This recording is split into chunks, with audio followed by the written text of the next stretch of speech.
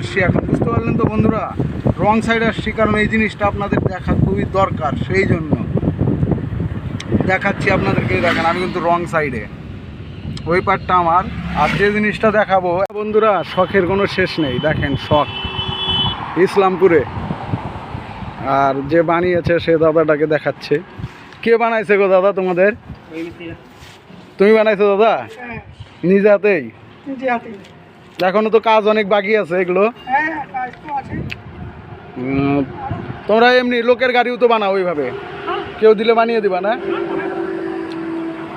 তো ফাইনালি ডিজারের রূপটা দেখেন দাদা, চরম কিন্তু চরম।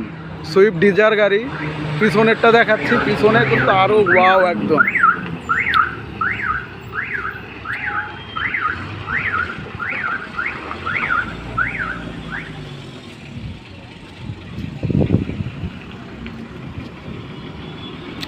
সুইফট ডিজারকে যে এরকম বানানো যায় ধারণার বাইরে একদম।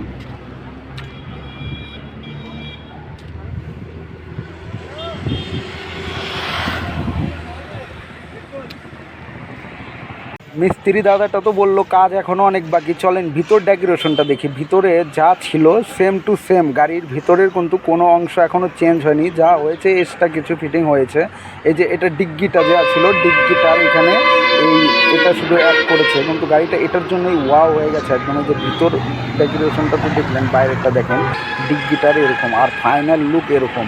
এখনও অনেক কাজ বাকি। দাদার কাছে তো জিজ্ঞাসা করলাম, আপনারা তো শুনলেনই। আমি চেষ্টা করব গাড়িটা ফুল ফিট রেডি হওয়ার পরে আপনাদের সামনে তুলে ধরার। এখানে কিন্তু পাংখা লাগবে, এখনও পাংখাটা লাগা বাকি আছে। তারপরে এই যে পিছনের লুকটা, স্পিকারটা